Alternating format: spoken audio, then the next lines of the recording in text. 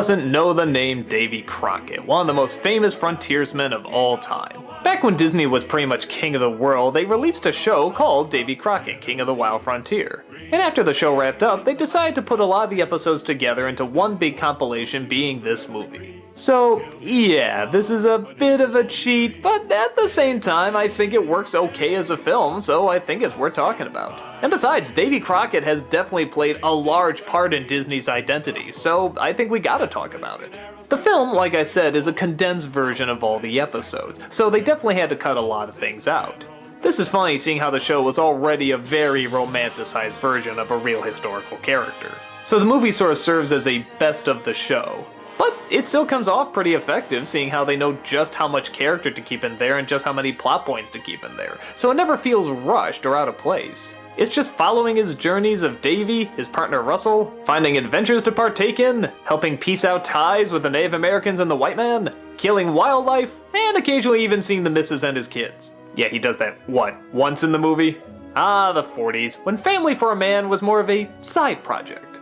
With that said, they don't always shy away from the hard truths. For example, the last episode and the last part of the movie is the Alamo, and, well, they lose. As you know happens in history, and they don't shy away from that. But again, it's very romanticized. Everything is played up almost more like a legend than it is actual history. Even the guy who plays Davy, Fess Parker, just look at him with the squinty eyes, chiseled jaw, good looks, very laid-back voice. I mean, this guy is practically a frontiersman Jesus. And I think that's the attitude you have to have going into this. That is romanticized, it is played up, it is having fun more with the legend aspect than the historical aspect.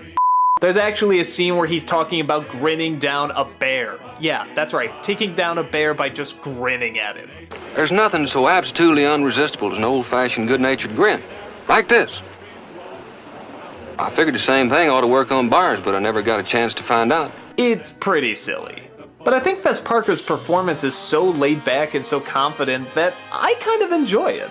I can see how a lot of history buffs will look at this and kind of laugh, but I think they make the myth that they've created here just so likable that it's hard for me not to have fun with it. Russell's a good side character, there's a lot of good friends and foes that they come across along the way. Some of them stereotypes, but not as mean as you would think. It just sort of has its own strange, unique charm to it. It is cheesy, and a lot of it is kind of fictionalized, but at the same time, it's the kind of story you want to believe. And you have fun believing, even though you know it's probably not true.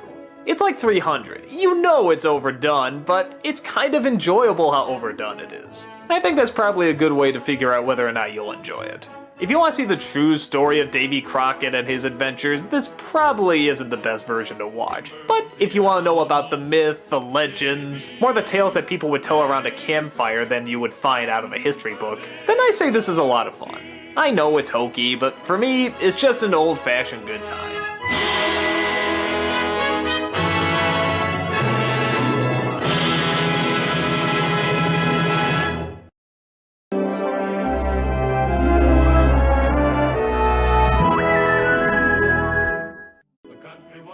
Well, with the popularity of Davy Crockett the movie and the show being so successful, they of course had to make a sequel. But how the do you do that? You see Davy Crockett die in the last film. Well, this one they straight up say is a pure legend, in that it's completely fictionalized.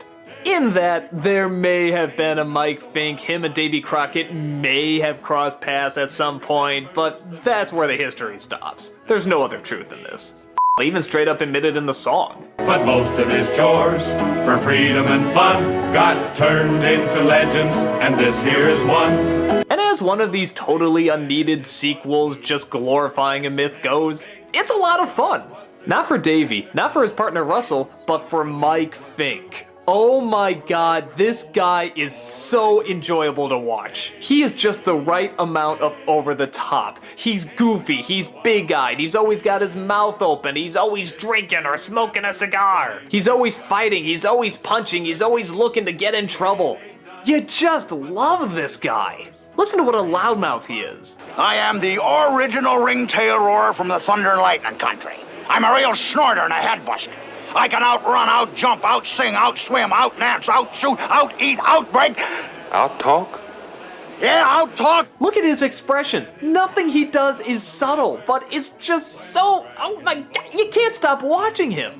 Why, that's plain uncivilized piracy. Ain't no question about it. Now make up your minds and let me know before morning. You keep me from my drinking. He just steals every single scene that he's in, and it just makes for a great time. Which is good because the story, or stories, there's two in this one, are kind of lackluster. Russell gets drunk and accidentally challenges Mike Fink into a boat race. Mike Fink of course agrees, knowing that Davy and his crew know absolutely nothing about doing any boat work. But through hard work, determination, and their own theme song, they find the courage to actually be a fitting match. While the first half is about the race, the second half totally changes direction. Mike Fink and Davy become friends, and now they're on the lookout to stop some sort of Native American scheme where people dress up like Native Americans in order to rob people, and that's gonna start a war between the white man and them again. Yeah, it's kinda silly.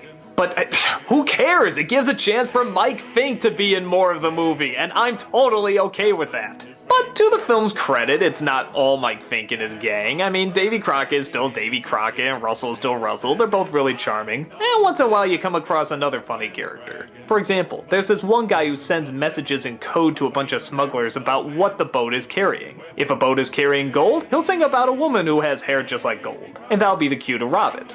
The color of yaller, yaller, yaller gold. This makes for a really funny scene when he discovers that it's actually Davy Crockett and Mike Fink, and how he tries to subtly alert them of what's going on. I thought maybe you fellas might like to hear a little music. It's Crockett and Fink, and down in the hold, there's a cannon and skirt of yellow, yellow gold. It all builds up to a climax with the smugglers, and it's just kind of goofy, silly, hokey goofiness. Which I loved as a kid, and I gotta be honest, I kinda still like as an adult. It's the same reason I like the original Davy Crockett. It's just totally glorifying the myth and lore, except this time throwing in a little bit of comedy. But the comedy works. So if you're looking for a lighter version of the Davy Crockett story, maybe without the heavier moments, I say this is a good one to check out. Nothing spectacular, just the right amount of excitement and laughs. Davy Crockett, tangling with Big Mike Fink.